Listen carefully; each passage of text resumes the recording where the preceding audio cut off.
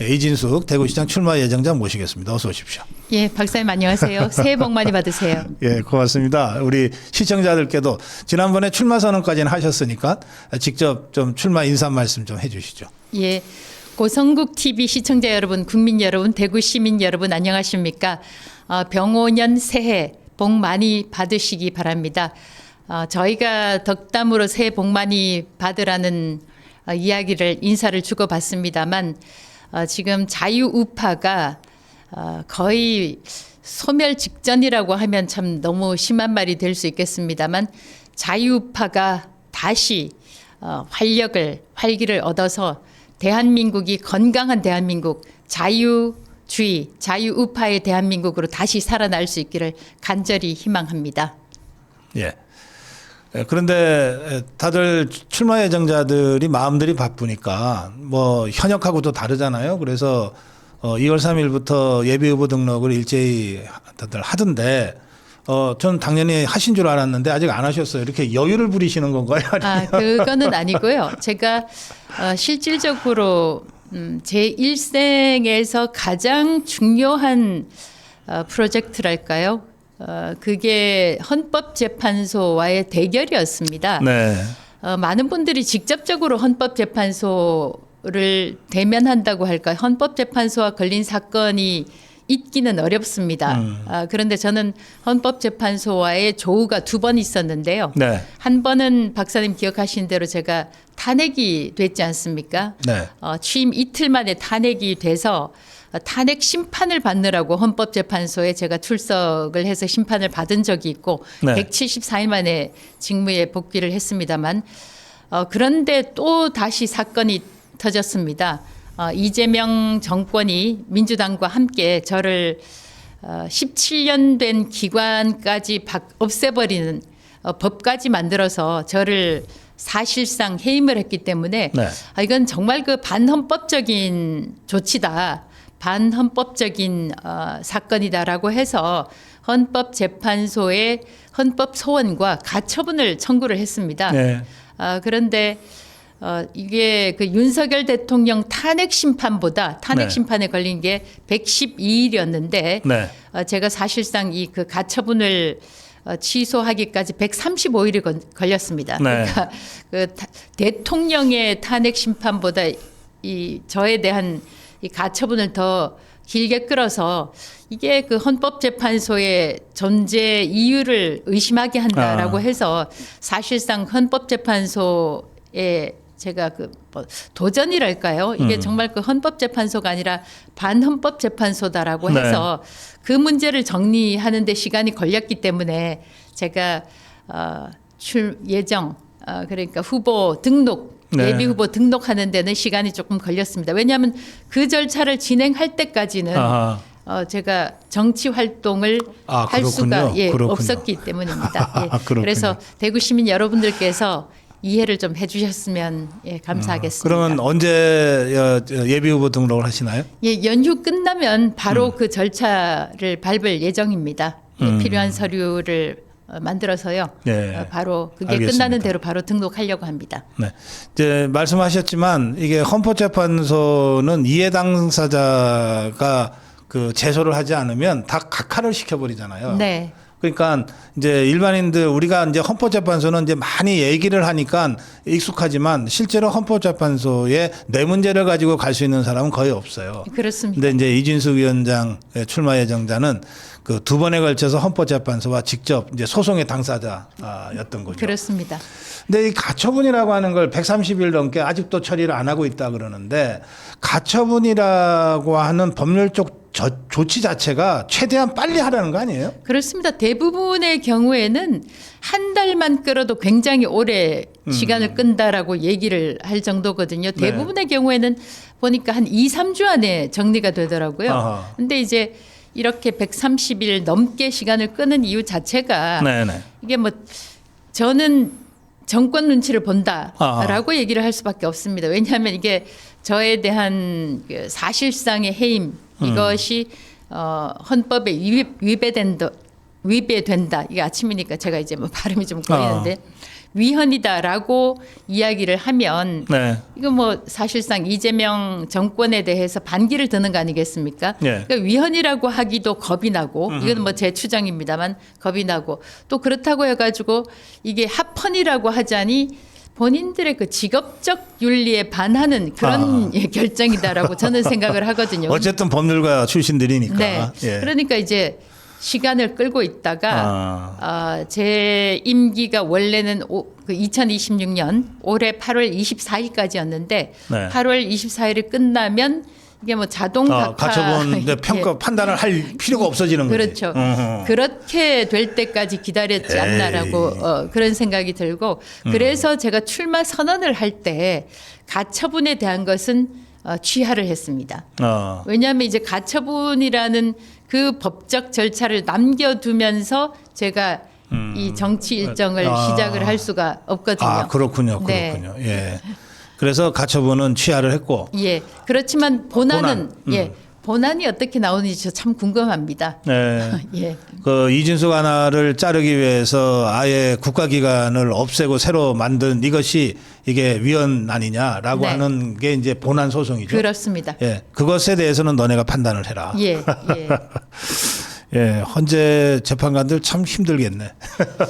저는 그래서 참 이른 아침에 새해 벽두부터 이런 말을 하는 게 참 조심스럽기는 합니다만 네. 지금 뭐 최근에 보면은 사실상 사심제를 만들었지 않습니까? 네. 이재명 한 사람을 보호하기 위해서 네. 공소 포기까지 지금 시도를 하고 있는데 이게 사실상 이게 사심제가 되게 되면 그 마지막 최종심을 헌법재판소에서 하게 되는데 지금 저에 대한 이 법적인 그 심판 절차를 봐도 그렇고 네. 어떻게 어떤 결과 어떤 종류의 심판을 할지 저는 지금 좀 추정이 가능하거든요. 네. 이 대한민국이 어쩌다가 여기까지 오게 됐나 모르겠습니다. 알겠습니다. 예.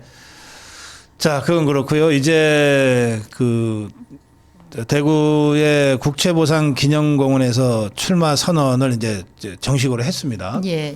12일이었던가요? 예, 그렇습니다. 예. 네.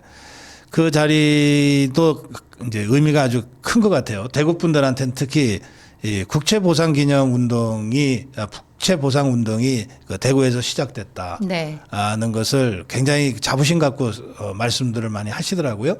또 거기서 출마 선언하면서 많은 언론이 보도하기를 박정희 정신, 예. 박정희 리더십을 강조하셨거든요. 예. 국채보상 운동이라는 것이 그 박사님 아시는 대로 그때 1907년 당시에 그 대한제국이 지고 있었던 그 빚이 채무가 1,300만 원이었다고 하더라고요. 네. 근데 이제 참 그때 그렇지 않아도 그 대구가 역사의 구비구비마다 중요한 구비구비마다 대구가 있었는데 이때도 1907년에도 대구에서 먼저 대구 시민들이 이 1,300만 원을 우리가 시민들이 모아서 모금 활동을 해서 이 채무 1,300만 원을 갚으면 우리나라를 지킬 수 있지 않겠나라고 해서 스스로 시민들이 자발적으로 일어나서 이 모금 운동을 벌였거든요. 그때 당시에 심지어는 그 기생들까지 나서서 그 폐물 금부치 같은 거를 이제 그 내놨다고 하는데 여성들이 가지고 있어 여성들의 활약도 상당히 컸다고 합니다. 금부치를 내놓든가 대대로 물려받은 그런 그 폐물을 내놓든가 해서 굉장히 큰 역할을 했었는데 이 운동이 전국으로 퍼졌죠. 퍼졌는데 그럼에도 불구하고 1,300만 원 중에서 한 200~300만 원, 뭐 이게 통계에 따라서 학자들에 따라서 금액은 약간 다르긴 합니다만 200~300만 원밖에 모으지를 못했고 또 뭐 3년 뒤에는 결국은 우리나라가 조선 그 대한제국이 일본에 넘어갔습니다만 어떻든 나라가 어려움에 처했을 때 시민들이 국민들이 자발적으로 스스로 책임을 지려고 한다, 지겠다 이런 정신이 사실상 국채보상 운동의 정신이라고 할 수가 있거든요. 그리고 이게 아까 제가 여성들이 큰 역할을 했다는 것도 제가 저하고의 연결점이 있다고 생각을 하는 것이고 또 박사님이 말씀하셨습니다만 나라가 어려울 때 필요한 리더십, 이게 저는 그 박정희 리더십이라고 생각합니다. 네. 박정희 리더십을 여러 가지 측면에서 그 학자들이 많이 분석을 해오셨습니다만 저는 어떤 식으로 분석을 하냐면 두 가지로 압축을 할 수 있다고 봐요. 네. 그러니까 하면 된다는 리더십, 그리고 아주 융통성 있는 리더십이라고, 실용의 리더십이라고 표현할 수가 있는데 네. 하면 된다는 리더십은 뭐 아시는 대로 불가능은 없다라는 거 아니겠습니까? 네. 그러니까 김대중 대통령 그때 당시 정치인들이 많이 길바닥에 들어누우면서까지 반대를 했지만 네. 경부선이라는 대한민국의 대동맥을 건설을 했었고 네. 또 그다음에 그 한일 협약을 할 때도 1965년 얼마나 그 친일파라는 그 비판을 많이 받았지 않습니까? 그 반대 데모가 1년 내내 계속됐죠. 예, 특히 또 그 지식인들로부터도 많은 그 비난을 받았음에도 불구하고 네. 이건 우리한테 필요한 협약이다라고 해서 한일 협약을 마무리 지어서 그 8억 달러가 사실상 종잣돈이 돼서 포항제철 그리고 대한민국을 근대화시킨 그 중공업의 기반을 닦았던 리더십이 박정희 리더십이라고 생각을 합니다.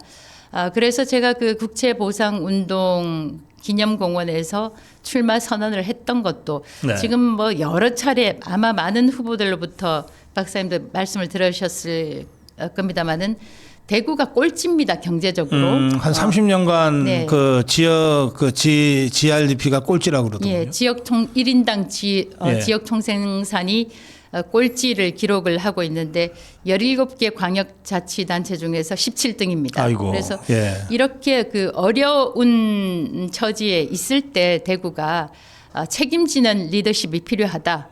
그리고 하면 된다는 리더십, 자발적인 리더십, 이런 리더십이 필요하다는 생각을 가지고 국채보상기념공원에서 출마 선언을 하게 됐습니다. 네, 제가 그 대구의 그 지역별 1인 그 소득이 최하인 것이 30년째 계속되고 있다는 말씀을 제가 들으면서 네. 이런 생각이 들었어요. 이를테면 우리가 그 호남이 차별받고 있다는 얘기를 호남 분들한테 참 많이 듣잖아요. 예. 그 대구가 30년째 꼴찌면 대구 시민들도 대구 차별받고 있다고 할 만한데 저는 그런 얘기를 한 번도 들은 적이 없거든요. 맞는 말씀이고요. 이게 보면은 우파 정권이 들어서면 지역 균형 발전이다라고 해서 호남을 상당히 그 대우하는 호남의 그 배려를 많이 해줘요. 일종의 그 특혜를 주는 그런 정책을 썼었고요. 또 반면에 또 좌파 정권이 들어서면 네.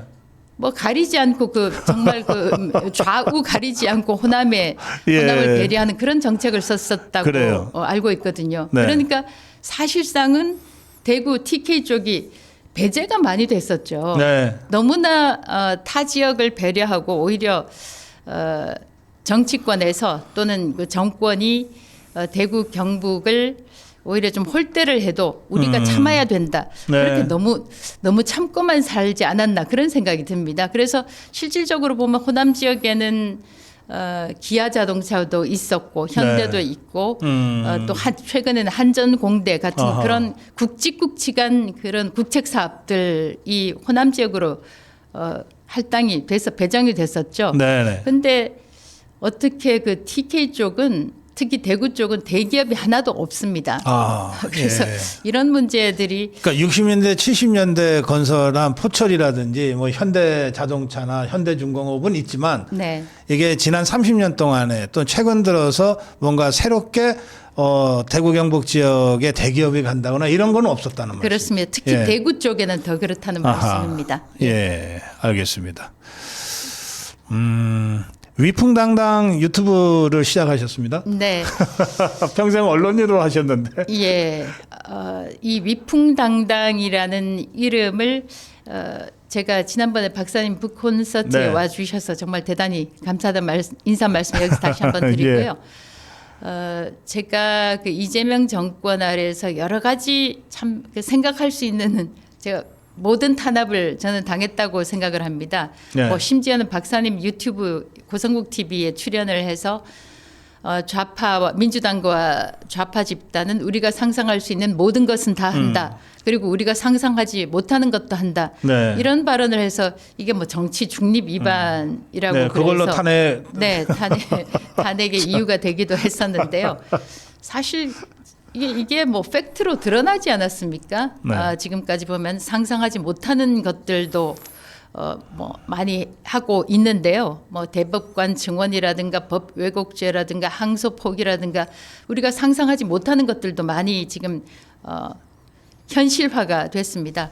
어떻든 그런 그 탄압을 겪는 과정에서 저는 굴하지는 않았습니다. 당당하게 대응을 해 나왔고 그래서 많은 시민분들이 국민분들이 저를 만나면 그 당당한 모습이 참 보기가 좋았다. 네. 우리가 계속해서 굴복하고 양보하고 굽히면 정말 그 좌파 세력들이 훨씬 더 강해지고 이 대한민국이 인민민주주의 공화국으로 갈 수가 있다라고 네. 하면서 그런 그 당당한 모습이 보기가 좋았다라고 말씀을 하셨어요. 그래서 이 위풍당당이라는 것을 우리가 한번 내세워 보자라고 해서 네. 위풍당당 책 이름도 위풍당당 이진숙입니다. 책 제목이죠. 책 제목도 위풍당당 이진숙입니다라고 했고 네. 거기서 따서 네. 유튜브도 같은 이름 위풍당당 이진숙으로 개설을 했습니다. 예. 저희가 그 소식을 전했는데 구독자가 그새 좀 느셨나 모르겠네요. 박사님이 소개를 해 주신 덕분에 처음에 450명에서 예. 시작을 해서 지금은 3,000명이 넘은 걸로 제가 봤거든요. 어제 3,700명? 예. 어이구, 빨리 3,000 느셨네. 박사님 감사합니다. 예. 무슨 말씀을요? 지금 저희 댓글창에 고정해 놓은 게 그 이진숙 출마 예정자의 유튜브입니다. 위풍당당 이진숙입니다라는 그 제목의 유튜브니까 여러분 아직 모르신 분들은 지금 바로 들어가셔서 구독 좀 눌러주시면 좋겠습니다. 자, 지금 뭐 우리 이진숙 출마 예정자 나오자마자 많은 분들이 뜨겁게 지금 댓글 올려주고 계시는데 이 중에 여러분이 이런 말씀하세요. 국회로 가셨어야 되는 것 아니냐. 예, 그걸로 조금 고민하셨습니까 혹시? 아니요, 고민은 하지 않았습니다. 예. 이 국회로 가지 그랬냐라는 말씀을 네. 하는 그룹이 두 그룹이라고 이제 제가 들었는데요. 네네. 이제 첫 번째 그룹은 저를 실질적으로 지지를 해주시는 분들, 예. 해주시는 분들이 지금 특히 그 국민의힘 쪽에서 싸울 줄 아는 분들이 적다. 제가 참 저도 국민의힘 당원으로서 이런 얘기를 하기가 참 조심스럽습니다만 예. 어떻든 국민들은 무도한 정권에 대해서 용기 있게 그리고 필요한 시점에 필요한 말을 네. 해주기를 싸워주기를 원하는 국민들이 정말 압도적 다수입니다. 저는 네. 그렇게 생각을 하고 있습니다. 그래서 국회로 가서 좀 싸워줬으면 좋았을 텐데 이런 말씀을 하시는 분들이 있습니다. 실질적으로. 근데 이제 뭐 제가 국회로 가고 싶다고 해서 될 일도 아니고 네.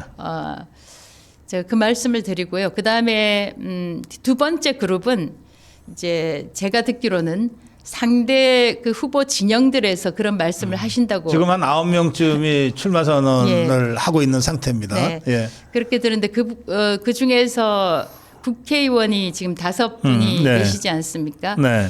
그래서 이제 어떤 분이 저와 가까운 분이 그런 이야기를 하시더라고요. 아니 그분들은 왜 안 싸우고 저한테 보궐 생기면은 싸움하라고 국회로 가라고 그러는 건지 아하. 이해가 되지 않는다. 5분이나 계시니까 그분들이 힘을 아하. 합쳐서 싸웠으면 실질적으로 대한민국이 이런 일이 오지도 않았을 거라고 그렇게 생각을 합니다. 네. 뭐 다 참 저와 가까운 분들이기도 하고 선배 정치인들도 계시고 한데 왜 그 본인들은 안 싸우시고 저한테 싸우라고 하시지 그런 생각이 들기도 하고요.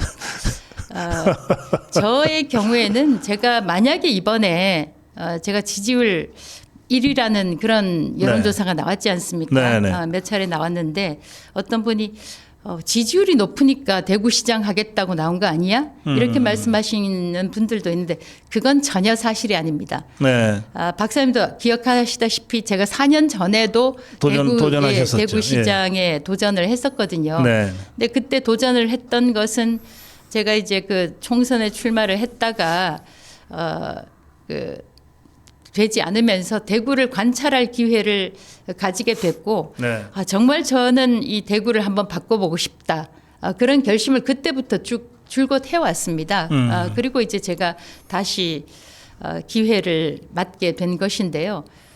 저는 정말 참 그 대구가 자유우파의 성지다 또는 보수의 심장이다. 많은 분들이 이렇게 말씀을 하시는데 대구에서 저는 제가 출마 선언문에도 그렇게 썼습니다만 대한민국이 지금 저는 인민민주주의 공화국 쪽으로 그 방향으로 한 70% 적게 잡아도 70% 정도 오지 않았나 그런 생각을 해요. 네. 사회주의적인 정책이 너무나 많이 시행이 되고 있고 지금 외교나 안보나 이런 것들이 보면 최근에도 있습니다만 김여정에 대해서 북한에 대해서 사과를 한다든가 아니면 북한이 우리 때문에 힘들었겠다라든가 아니면 저는 대표적으로 이 사회주의 쪽으로 인민민주주의 쪽으로 왔다고 생각하는 것이 네. 민노총 위원장 출신이 공식 대한민국 정부 내로 들어갔단 말입니다. 그것도 노동부 장관으로. 네, 노동부 장관으로. 그래서 이런 것들이 대한민국을 뿌리부터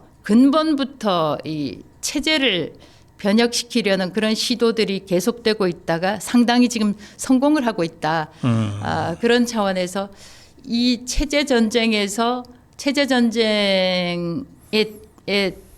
출전을 해서 싸울 곳은 그 출발점은 대구여야 한다. 예. 그렇게 생각을 하고 있습니다. 여기 오랜만에 대구 복 터졌습니다. 그러셨어요. 그런데 말씀하셨습니다만 보통 우리 자유파 국민들은 대구 경북을 또 특히 대구를 보수의 심장이라고 생각하거든요.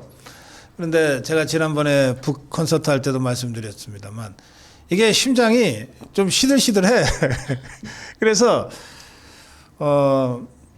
지난번 대선 때도 있잖아요. 예. 대선 막바지에 당시 윤석열 후보가 2022년 대선 때인데요.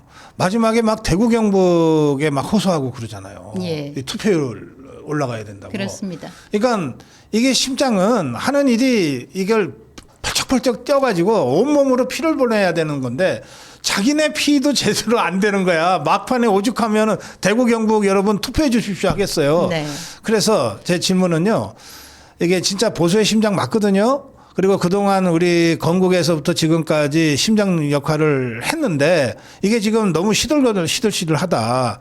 이걸 다시 펄펄 그냥 뛰게 만드는 그런 어떤 그 부분에 대한 우리 이진숙 출마 예정자의 생각을 좀 듣고 싶어요. 대구가 자유우파의 성지, 보수의 심장이라고 하는데 박사님 말씀하신 대로 심장병에 걸렸다라고 하지 않습니까? 예. 근데 흔히 심장병이나 고혈압이나 동맥경화는 흔히 말하는 노인성 질환으로 분류가 많이 되지 않습니까? 예. 최근에는 네, 고혈압 네. 환자도 젊은 층에서도 생긴다고 합니다만 통상적으로 보면 노인성 질환이라고 하는데 네.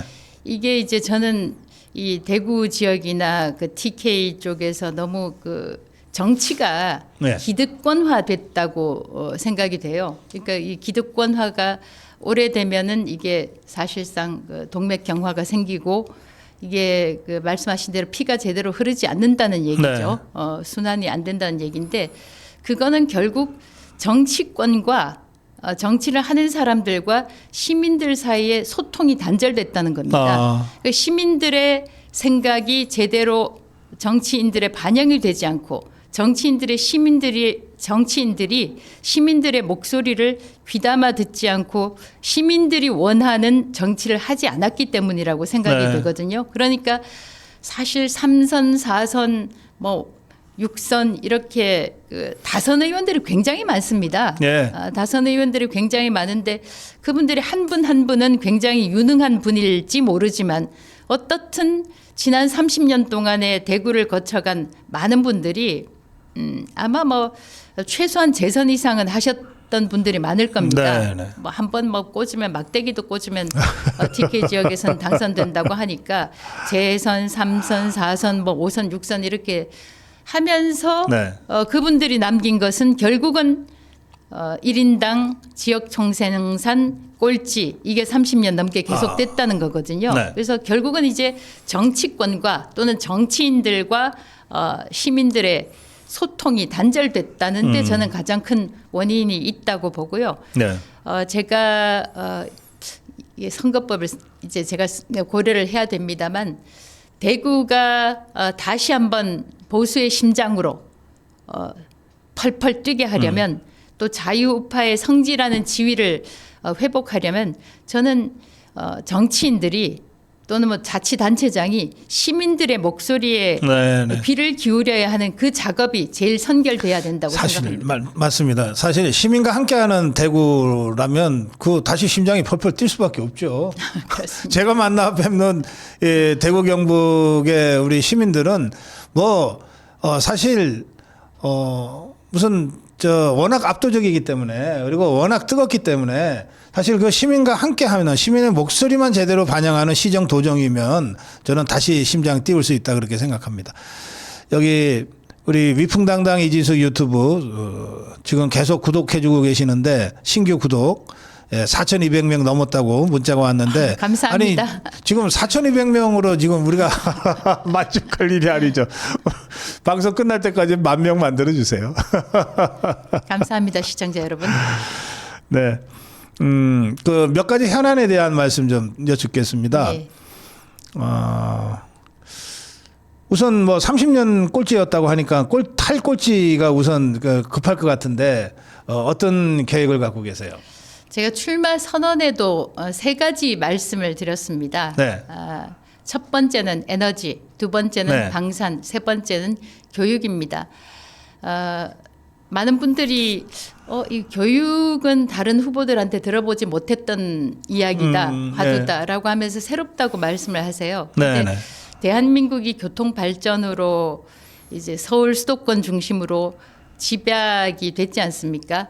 그게 서울 수도권 또 대한민국의 발전에 있어서는 상당한 기여를 했을지는 모르겠지만 대구라는 지역으로 보면은 인재 유출이라는 그 결과를 가져왔기 때문에 예. 상당히 그 지역 발전에는 저해 요인이 됐던 게 사실입니다. 네. 그래서 제가 그 세 번째 말씀을 드린 이 교육 분야를 제일 먼저 말씀을 드리는 이유는 네. 정책 설명회를 통해서 더 자세하게 말씀을 드릴 기회가 있겠습니다만 한마디로 말씀을 드리면은 유학 오는 대구를 만들겠다라는 겁니다. 이전에는 예. 보면은 박사님 잘 기억하신 대로 뭐 저도 경북대학교 출신입니다만 저희가 그 학교를 다닐 때는 상당히 그 자부심을 많이 가지고 있었거든요. 원래 고향은 성주. 예, 원래 고향은 성주입니다. 성주에서 성주인데 대구로 유학하셨던 거죠. 그런 셈입니다. 그런 식으로. 예. 초등학교 2학년 때부터 대구에서 교육을 받았고 초중고 대 다 이제 대구에서 받았습니다만 그때 제가 이제 그 학교 다닐 때만 하더라도 대구에 명문 고등학교 또 명문 대학교가 많았습니다. 네. 그런데 지금은 이제 서울 수도권 다 끝나고 물론 뭐 의대나 이런 쪽은 좀 예외긴 합니다만 서울 수도권 끝나고 이제 그 지방 대학을 카운트하는 그런 순위를 매기는 그런 시대가 됐다는 얘기입니다. 그래서 이걸 해결하는 가장 첫 번째 방법은 교육이다. 네. 그래서 제가 자세한 말씀은 예. 지금 이 자리에서는 밝히지 않겠습니다만 우선 대구의 교육이 살아나야 네, 네. 여기 정주 요건이 되겠다는 이야기입니다. 알겠습니다. 그렇게 해야지만 일자리 기회가 생기면 자녀 교육도 대구에서 시키고 결국은 대구 인구도 늘어나고 지금 가장 큰 문제가 청년들이 1년에 6,000명씩 떠난다는 그런 통계도 예. 나와 있는데 청년들이 머무는 도시 청년 대구를 만들 수 있지 않나 그런 생각을 하게 됩니다. 알겠습니다. 그런가 하면 지금 대구가 10년 동안 그 숙제를 풀지 못하고 있는 문제가 있는데요. 그게 신공항 예. 아닙니까? 그 K2 공항 이전과 신공항 네. 건설인데 이 문제는 어떻게 생각하고 계십니까? 이게 이제 제가 그 보니까 참 한마디로 힘들다.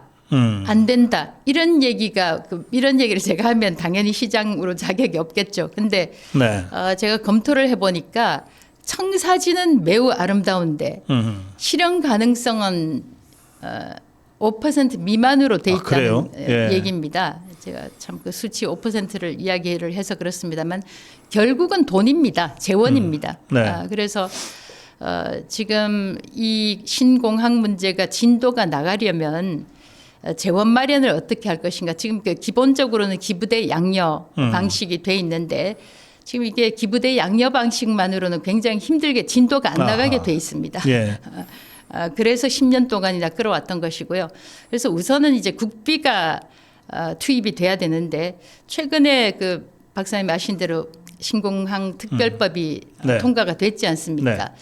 그런데 이게 광주 전남하고 대구 경북이 차이가 있어요. 네. 광주 전남의 경우에는 특별법에 아예 명기가 돼 있습니다.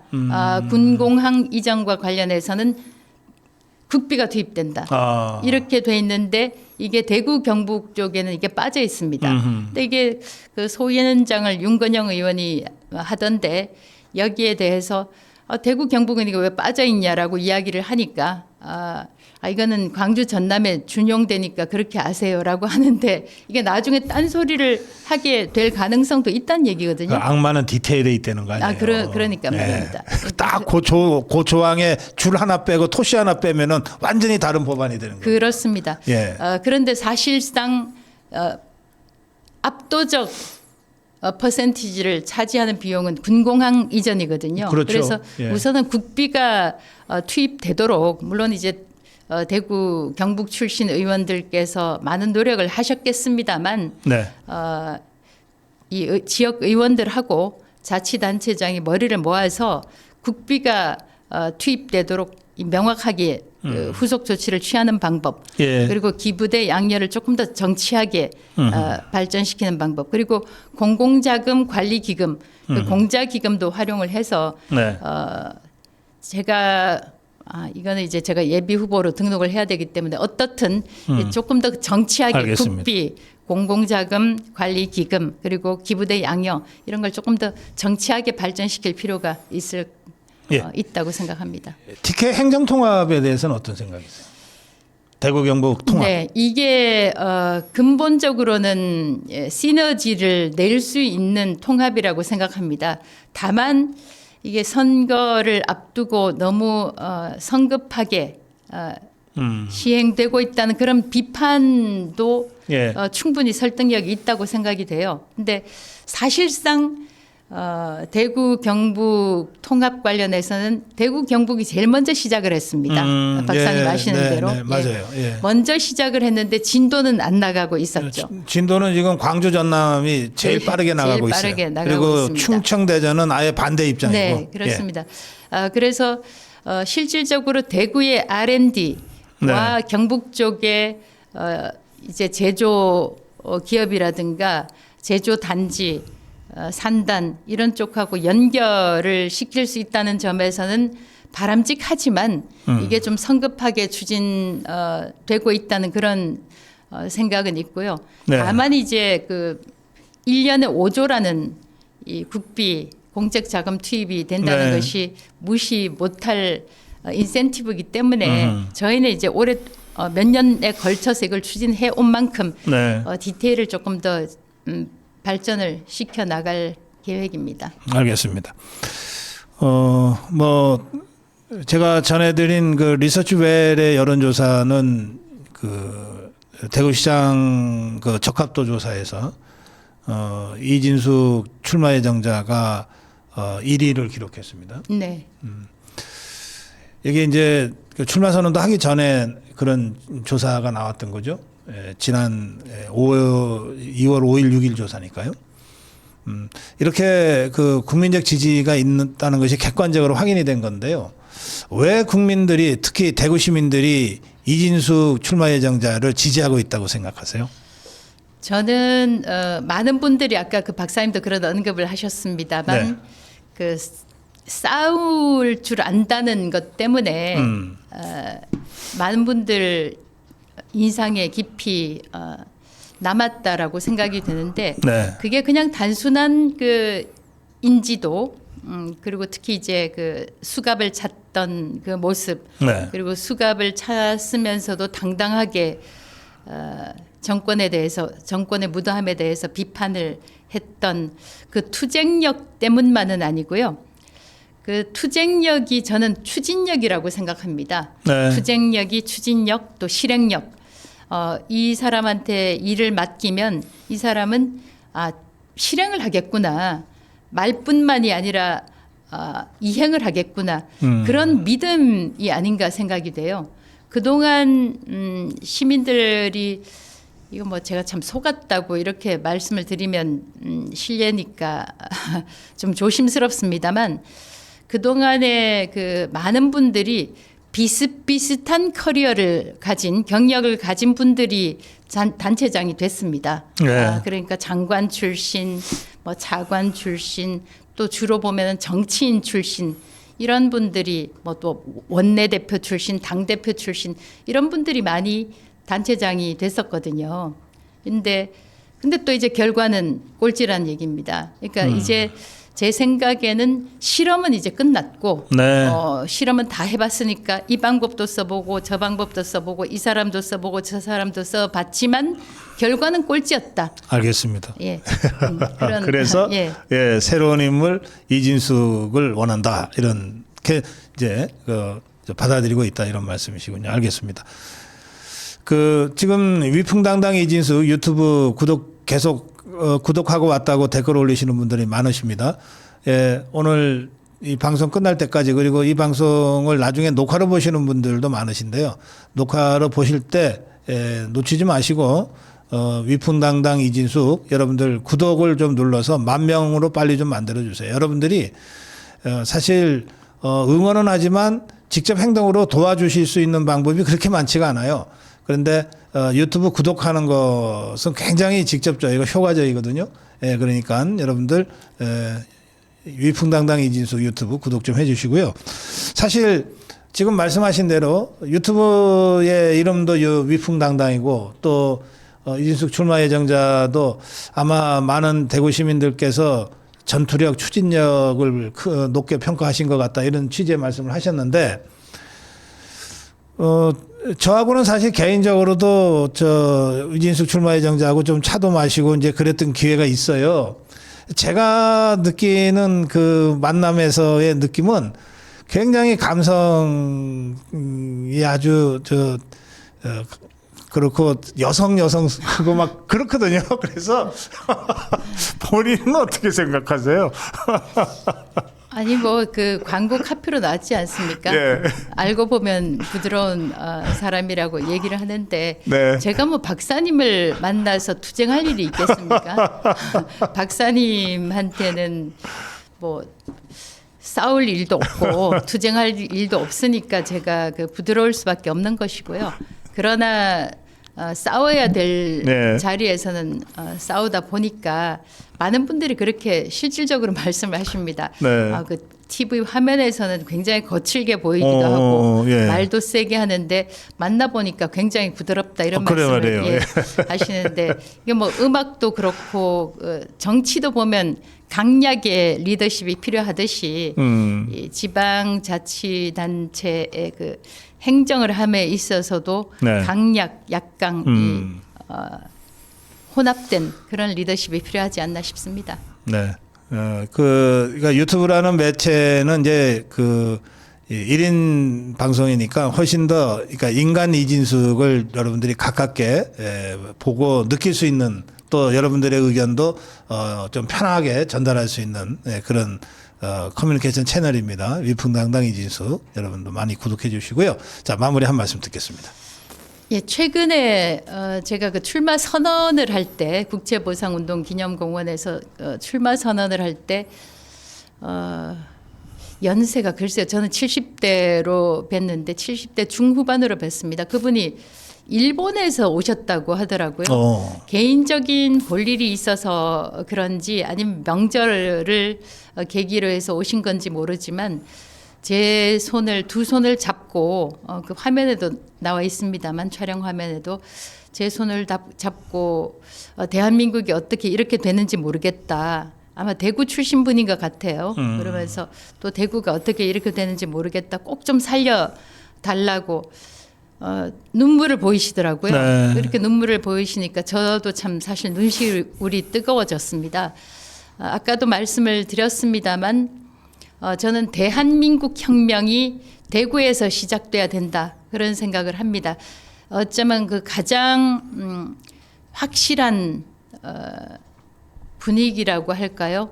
시민 정신, 대구 정신이 살아있는 곳에서 대한민국의 혁명이 시작된다고 생각을 하고 역사의 구비구비마다 네. 대구 시민들이 보여주셨던 그런 정신으로 다시 한번 저는 대한민국을 살리는 혁명이 대구에서 시작될 수 있다고 생각합니다. 많은 고성국 TV 시청자 여러분들께서 응원을 해주시면 그런 날이 곧 올 거라고 생각합니다. 감사합니다. 예. 네, 고맙습니다. 그 출마 선언할 때 일본에서 오신 분의 말씀을 전해 주셨는데 제가 방송하면서 저 바깥으로 보이잖아요. 우리 고성국 TV의 팬클럽이 아미고인데 아미고에 일본 본부가 있어요. 예. 지금 막 일본 본부장이 네, 우리 네. 방송국으로 들어오는 모습을 제가 봤습니다. 예. 아마 이진숙 위원장님 오늘 저 방송 나오시는 거 알고 급하게 오신 거 아닌가 싶기도 하고. 감사합니다. 최근에 다카이치 예. 산하의 일본 총리도 그 강력한 리더십을 원하는 네. 국민들의 부응해서 당선된 걸로 알고 있는데 예. 정말 대한민국이 달라져야 된다고 생각합니다. 예. 네, 설 연휴 마지막 날 아주 귀한 시간을 내주셨습니다. 이진숙 대구시장 출마 예정자와의 특별대담 마무리하면서 함께 인사드리겠습니다. 여러분 고맙습니다. 수고했습니다. 예, 감사합니다.